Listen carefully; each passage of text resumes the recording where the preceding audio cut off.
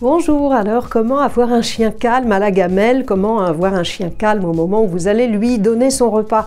L'autre jour, j'ai encore vu une vidéo du chien qu'on met assis, pas bouger devant la gamelle, et puis après, alors il est comme ça dans sa gamelle, puis après on lui dit « Ok, vas-y, tu peux y aller ». Enfin, désolé, c'est pas comme ça que je pratique, c'est très frustrant. Je n'aime pas du tout ce type d'exercice, et puis c'est pas du vrai calme. C'est un assis, mais un assis où le chien il est contrit, il est serré émotionnellement à l'intérieur, il se retient, c'est pas un assis du tout décontracté. Imaginez-vous dans quel état vous êtes en fin de journée quand vous rentrez du travail et que vous avez faim.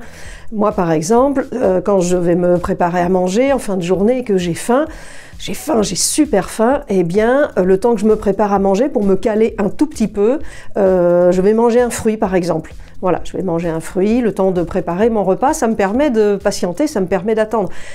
Qu'est-ce qui se passe aussi quand on va au restaurant? Le temps que on passe notre commande et le temps que le premier plat arrive, souvent avec l'apéritif, le restaurateur va nous donner une petite coupelle avec voilà, des petits gâteaux apéro, voilà, histoire de patienter un petit peu. Mais vous voyez pas le serveur qui arrive avec le plat comme ça, et puis si jamais vous n'êtes pas calme, comme ça, raide et immobile, qui repart avec le plat. Enfin, imaginez ça, c'est hyper frustrant. Non, on vous a donné des petits gâteaux apéritifs pour patienter tranquillement dans la détente. Donc avec le chien, c'est pareil. Donc qu'est-ce que l'on peut faire pour éviter d'avoir un chien qui saute sur la gamelle quand vous lui apportez sa gamelle pour lui donner son repas? Vous pouvez lâcher quelques petites croquettes au sol, et pendant qu'il est en train de les ramasser, il est debout sur ses quatre pieds, la tête en bas, il est sage, mais il n'est pas serré dans un assis, qui est un cache-misère, mais j'en parlerai dans une autre vidéo.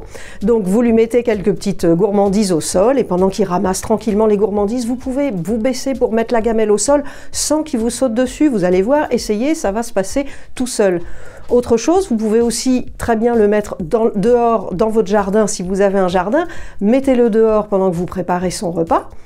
Vous l'appelez, il rentre et vous lui déposez sa gamelle, et en même temps, double bénéfice, vous travaillez le « tu rentres », qui est le rappel du retour à la maison.